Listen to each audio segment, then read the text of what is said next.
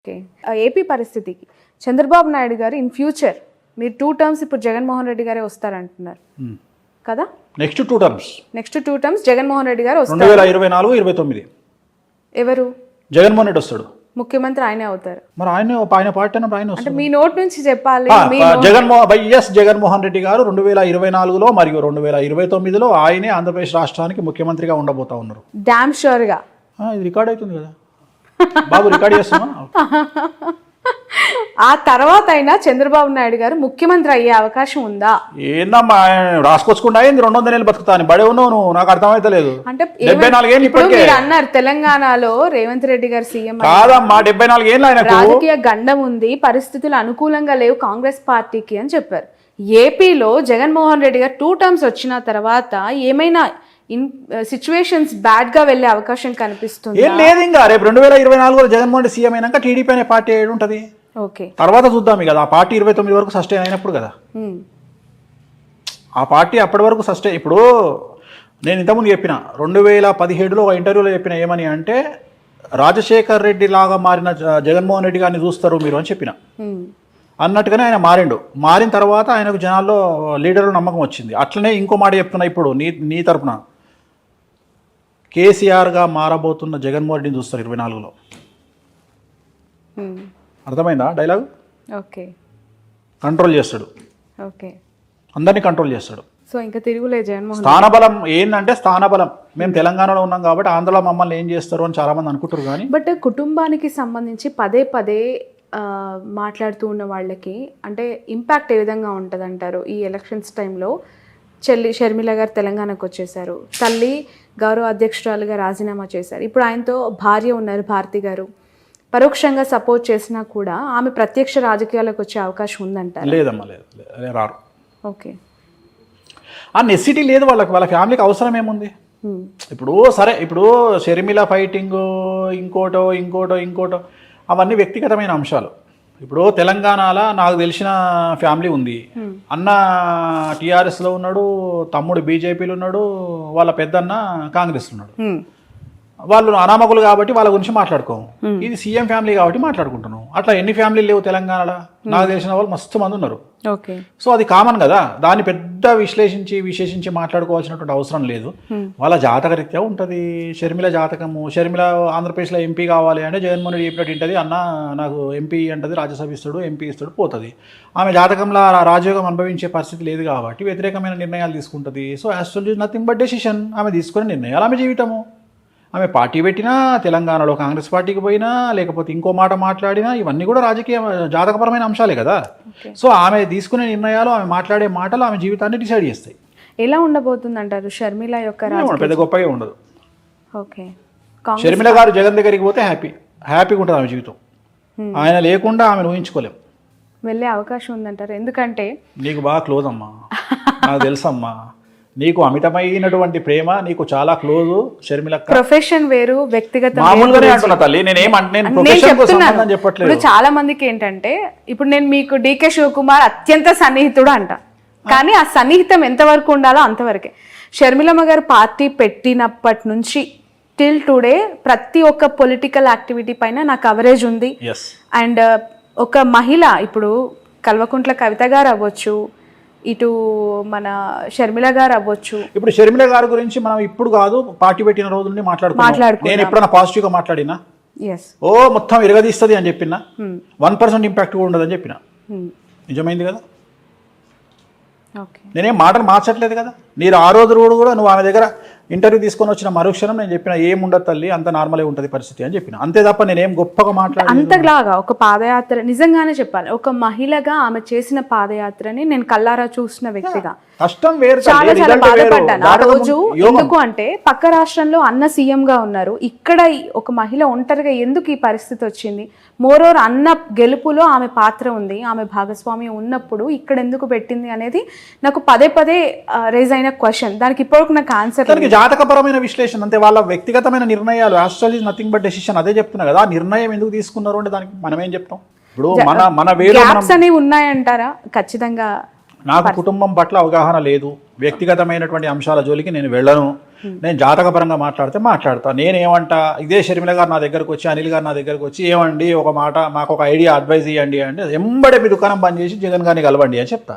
ఎందుకు? అక్కడ పోయి కూర్చుంటే మీకు ఆల్రెడీ ఏదో పదవి ఇస్తాడు, హ్యాపీగా ఎంజాయ్ చేస్తారు లైఫ్, ఒక సీఎం చెల్లెగా లైఫ్ ముందుకెళ్తుంది. ఇంత కష్టాలు మీరు పడాల్సిన అవసరమే లేదని చెప్తాను నేను. కానీ వాళ్ళు మనల్ని అడగరు, మనం చెప్పాం, అయిపోయింది. సో ఇట్లనే astrology is nothing but decision. వారసులకి సంబంధించిన ప్రశ్న ఇది. కేసీఆర్ గారు ముఖ్యమంత్రిగా 2 టర్మ్స్ చేసిన తర్వాత ఇప్పుడు గెలిచి ముఖ్యమంత్రి పదవికి రాజీనామా చేశారు. కానీ కొడుకును ముఖ్యమంత్రి స్థాయిలో సొసైటీలో ప్రొజెక్ట్ చేశారు. నెక్స్ట్ 5 yearsలో కేటీఆర్ గారు ఆ స్థాయిలో ఎమర్జ్ అవుతారు పీపుల్లో అనేది ఒక మాట వినిపిస్తోంది. చంద్రబాబు నాయుడు గారి వారసుడు లోకేష్ గారి గురించి ప్రస్తావిస్తూ ఉన్నారు. లోకేష్ గారు ముఖ్యమంత్రి అయ్యే అవకాశం కానీ, పాదయాత్రను మరొకసారి దిగ్విజయంగా నాన్ స్టాప్గా స్టార్ట్ చేసి ఎండ్ చేసే పరిస్థితి కానీ, పీపుల్స్ లీడర్గా ఎస్టాబ్లిష్ అయ్యే అవకాశం కానీ ఉందా అని చెప్పి. ఇక ఇండివిజువల్గా చెప్పగానే ఇద్దరికి లేదు, ఇద్దరు ముఖ్యమంత్రుల కొడుకులకు లేదు. ఒకటే ఆన్సర్లో 2 సమాధానాలు. ఇటు కేసీఆర్ గారు అబ్బాయి కేటీఆర్ కానీ, బట్ కంపారిటివ్లీ ఇప్పుడు కూడా సిరిసిల్లలో ఆయన మళ్ళీ విక్టరీ. మళ్ళీ నువ్వు అన్ని జనరలైజ్డ్, నేను ఆస్ట్రాలజర్ అమ్మా, పొలిటికల్ అనలిస్ట్ కాదు. పొలిటికల్ ఆస్ట్రాలజర్ అనొచ్చు కదా. పొలిటికల్ ఆస్ట్రాలజర్ అను, కానీ పొలిటికల్ అనలిస్ట్ కాదు. పొలిటికల్ ఆస్ట్రాలజర్గా చెప్పండి. ఇప్పుడు 3 సార్లు ఆయన ఎమ్మెల్యేగా గెలిచారు, దిగ్విజయంగా మంత్రి పదవులు అనుభవించారు. ఇప్పుడు సరే ఓకే ప్రతిపక్షంలో కూర్చుంటారు, వేరే విషయం. కానీ నారా లోకేష్ గారికి సంబంధించి అసలు ఎమ్మెల్యేగా గెలుస్తారా అనే ప్రశ్నకు ఆన్సర్ ఏంటి? ఎమ్మెల్యే గెలవచ్చు, అది పెద్ద విషయం ఏం కాదు. ముఖ్యమంత్రి కాలేరు, ఆయన జీవితంలో ముఖ్యమంత్రి అయ్యే యోగం లేదు. ఏంటి ఆయన జాతకం ప్రకారం? రావు మార్గదర్శ నడుస్తుంది 2024 వరకు. ఎలక్షన్లో రావు మార్గదర్శలో ఉంటారు. ఈ ఎలక్షన్లో ముఖ్యమంత్రి అయ్యే యోగం లేదు.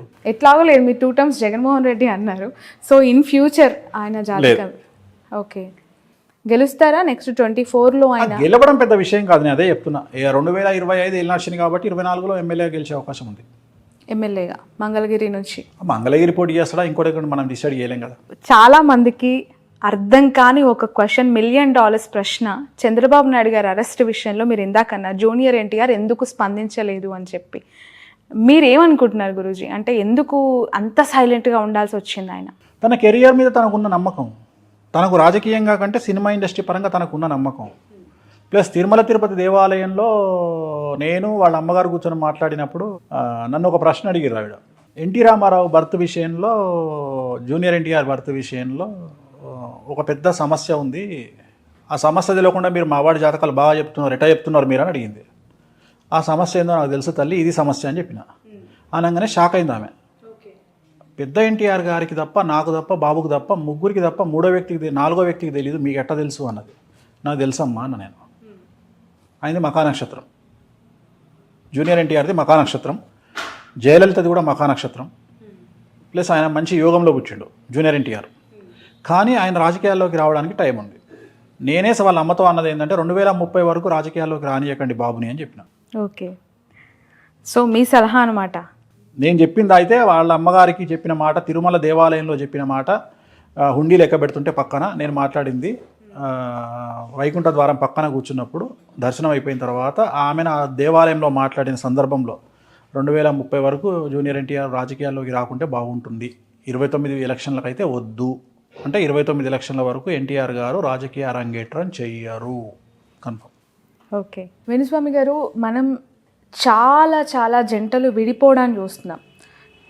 పెళ్ళంటారు, వచ్చి పత్రిక ఇస్తారు, ఒక 6 నెలల తర్వాత విడాకులు అంటూ ఉంటారు. మీరు కూడా చాలా సెన్సేషనల్ న్యూసెస్ చెప్పారు వాటి పట్ల. ఎందుకు పెళ్ళిళ్ళు నిలబడట్లేదు?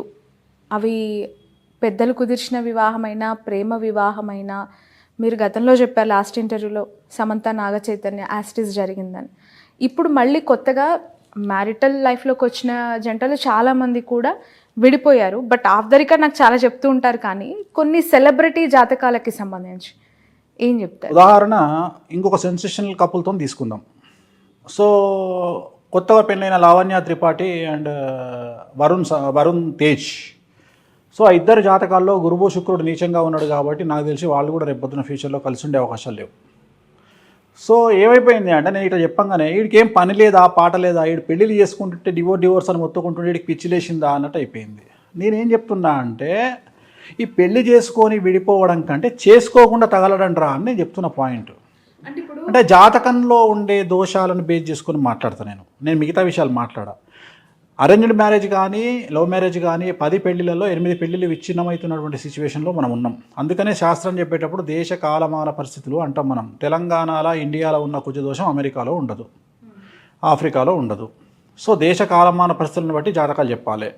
సో మన దేశంలో కుజదోషం ఉంటుంది, శుక్రదోషం ఉంటుంది, లావణ్య త్రిపాఠికి గురుదోషం ఉంది, వరుణ్ తేజ్కు నాగదోషం ఉంది. కాబట్టి ఈ ఇద్దరి కుటుంబాల్లో ఒక ప్రముఖమైనటువంటి లేడీ ద్వారా, ఒక స్త్రీ మూలకంగా వీళ్ళిద్దరు విడిపోయే అవకాశం ఉంది. ఇవాళ చెప్తున్నాను నీకు. సో ఈ జాతకాన్ని మేము మొదలే అంచనా వేసి చెప్తాం, మీరు పెళ్లి చేసుకోకంటారా అని. అయినా మా చావు మేము చేస్తాం, మేము ప్రేమించుకున్నాం, పెళ్లి చేసుకున్నాం అని జోస్లో పెళ్లి చేసుకుంటాం. అంటే ఇప్పుడు 6 ఏళ్ల ప్రయాణం, వాళ్ళ ప్రేమ అనేది 6 ఏళ్ళు ప్రయాణించి పెళ్లి పీటలు ఎక్కిందని మాట్లాడుకునే క్రమంలో అట్లా పెళ్లి చేసుకున్నారు విడిపోతారని మీరు చెప్తున్నారు. అంటే మొదలే చెప్తారు వాళ్ళకు, నేను చెప్పడం కాదు ఇది. ఇప్పుడు వేణుస్వామి చెప్పిన కథ కాదు ఇది. వాళ్ళకు సంబంధించిన పండితులు ఆల్రెడీ చెప్తారు వీళ్ళకు, మీరు విడిపోతారు చేసుకోకండి అని.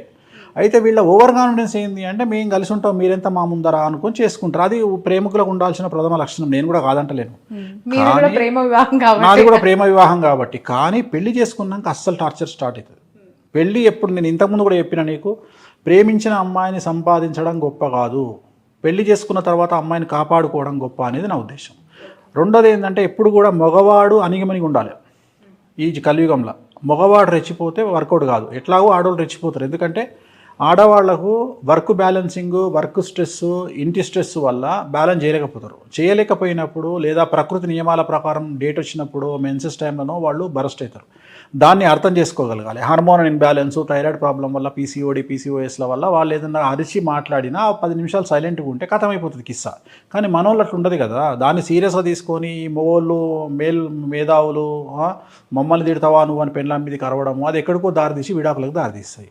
సో దీంట్లో అత్త ఒక క్యారెక్టర్, తల్లి ఒక క్యారెక్టర్, తోటికోడలో క్యారెక్టర్, వీళ్ళందరూ వచ్చి పెంట పెట్టడం వల్ల విడాకులు అవుతాయి. అయితే మీరు అనొచ్చు ఇవన్నీ సామాజికంగా జరిగే అంశాలు కదా, జాతకానికి ఏం సంబంధం? దాంట్లోనే డిసైడ్ చేస్తాం. గురువు నీచంలో ఉంటే ఒక ప్రాబ్లం ఉంటుంది, శుక్రుడు నీచంలో ఉంటే ఒక ప్రాబ్లం ఉంటుంది, చంద్రుడు నీచంలో ఉంటే ఒక ప్రాబ్లం ఉంటుంది. నా వరుణ్ తేజ్ జాతకంలో గురువు నీచము, శుక్రుడు నీచము, లావణ్య త్రిపాఠి జాతకంలో నాగదోషము, కుజదోషము. సో ఇన్ని దోషాల మధ్యన వాళ్ళిద్దరు కలిసి ఉండడం అనేది పెద్ద మిరాకిల్. అదొక పెద్ద మిరాకిల్.